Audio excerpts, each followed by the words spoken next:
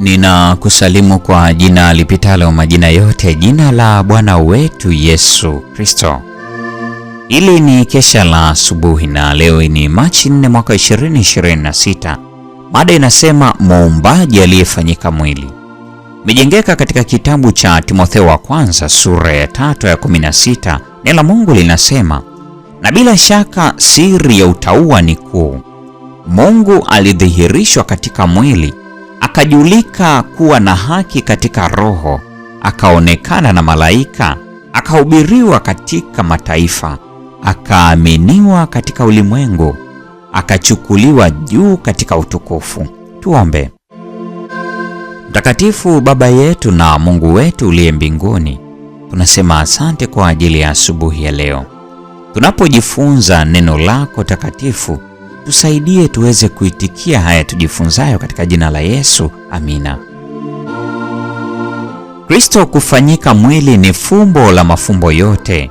Yesu alikuwa mmoja na Baba, lakini alihiari kushuka chini kutoka kwenye utukufu wa yule ambaye alikuwa sawa na Mungu, ili kwamba atimilize kusudi lake la upendo kwa jamii iliyoanguka. Alikuwa mfupa wa mifupa yetu na nyama ya nyama zetu. Ni tofauti iliyoje kati ya uungu wa Kristo na mtoto mchanga asiyejiweza katika hori la Bethlehemu. Je, tunawezaje kupima umbali kati ya Mungu mwenye nguvu na mtoto asiyejiweza? Na bado muumba wa ulimwengu, ambaye ndani yake ulikuwamo utimilifu wa uungu kwa jinsi ya mwili, alidhihirishwa katika mtoto mchanga asiyejiweza katika hori la ng'ombe. Aliye juu sana kuliko malaika awaye yote, sawa na Baba katika heshima na utukufu, na akiwa amevaa vazi la ubinadamu. Uungu na ubinadamu viliunganishwa kwa njia ya ajabu, na mwanadamu na Mungu wakawa kitu kimoja. Ingekuwa fedheha ya milele kwa mwana wa Mungu kuchukua asili ya mwanadamu, hata wakati Adamu alipokuwa amesimama katika kutokuwa na hatia pale Edeni. Bali Yesu aliukubali ubinadamu wakati jamii ikiwa imedhoofishwa kwa miaka 1400 ya dhambi. Kama ilivyokuwa kwa kila mtoto wa Adamu, alikubali matokeo ya utendakazi wa sheria kuu ya urithi. Matokeo haya yalikuwa yanaonyeshwa katika historia ya mababu zake wa duniani. Alikuja na urithi huo ili kushiriki huzuni na majaribu yetu na kutupatia mfano wa maisha yasiyo na dhambi.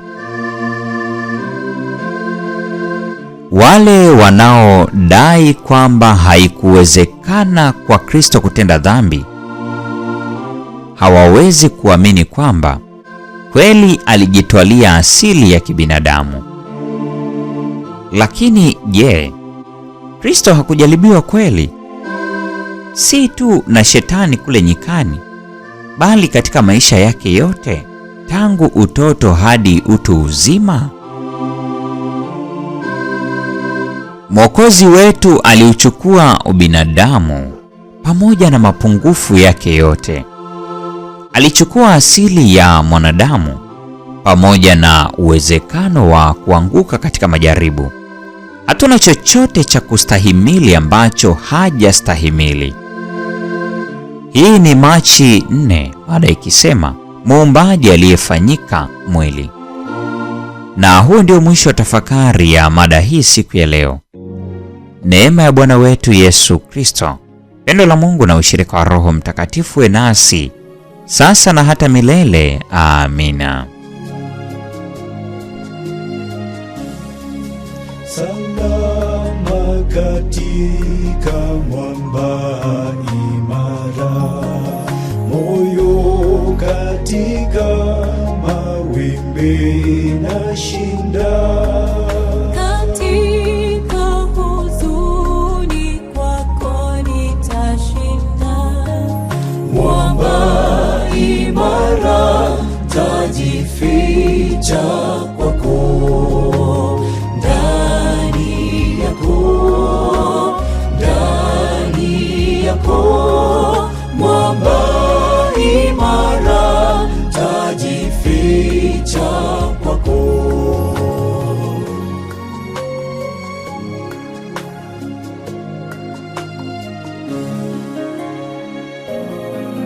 wimbi la mawio, saya upweke, majaribu yanaponiandama, wiki ya maisha basi utulivu, mwamba imara tajificha kwako, ndani yako, ndani yako, mwamba imara tajificha kwako, ndani yako, ndani yako, mwamba imara tajificha kwako.